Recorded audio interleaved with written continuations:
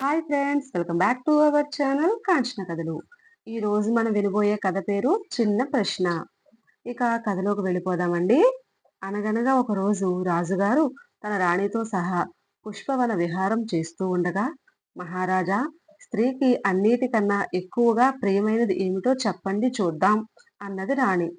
రాజు చుట్టూ ఉన్న పూల మొక్కలు కలయచూసి పూలు అన్నాడు. రాణిగారు కాదు అన్నది.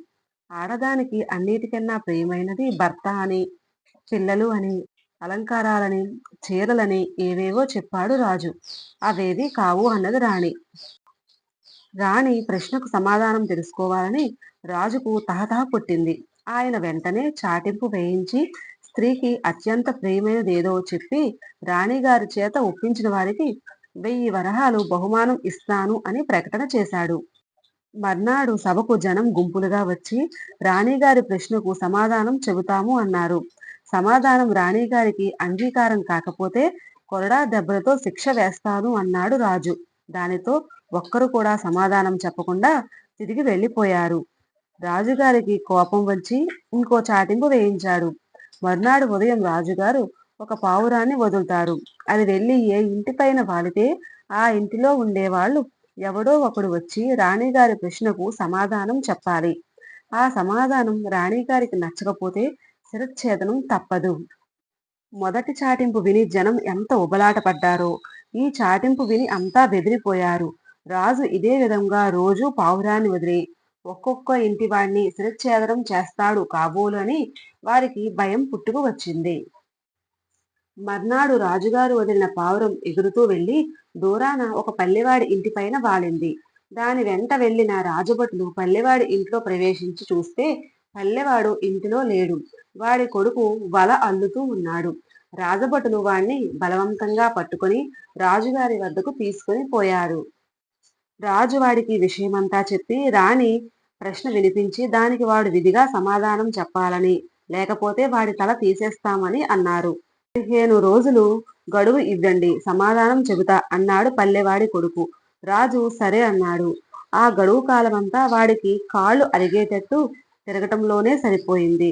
వాడు ఎందరో ఆడవాళ్లు ఆడదానికి అన్నిటికన్నా ఏది ఎక్కువ ఇష్టం అని అడిగాడు. కొందరు నగలు అన్నారు, కొందరు పిల్లలు అన్నారు. కాస్త వయసు మళ్ళిన వాళ్ళు మనవలు మనవరాళ్ళు ఇష్టమన్నారు. మొత్తం మీద ఒకరు చెప్పిన సమాధానం ఇంకొకరు చెప్పలేదు. అన్ని సమాధానాలు అందరికీ తెలిసినవే. అలాంటి సమాధానం కోసం రాజు అంత ఆర్భాటం చేస్తాడా?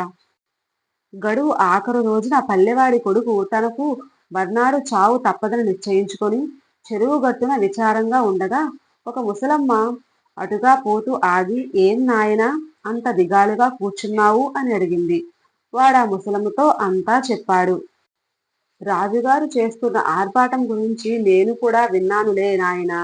అదంతా చూస్తుంటే రాణిగారి ప్రశ్నకు జవాబు తెలుస్తూనే ఉందిగా అన్నది ముసలమ్మ.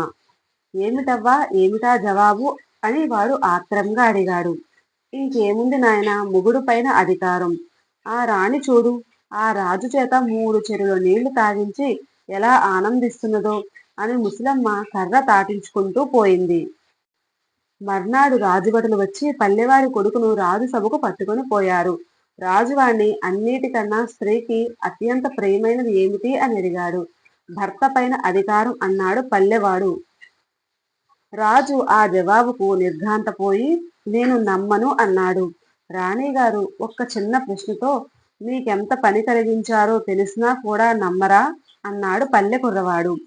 వీడి సమాధానం సరైనదేనా అని రాజు రాణిని అడిగాడు. ఆమె ఏమీ చెప్పకుండా తల ఉంచుకుని ఉన్నది. వాడి సమాధానం సరైనదేనని రాజు గ్రహించి వాడికి 2000 వరహాలు బహుమానం ఇచ్చి పంపివేశాడు.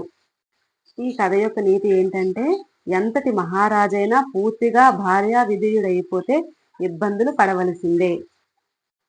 ఫ్రెండ్స్, మీకు కనుక ఈ కథ నచ్చినట్లయితే లైక్ చేయండి, షేర్ చేయండి, సబ్స్క్రైబ్ చేసుకోండి. Thank you.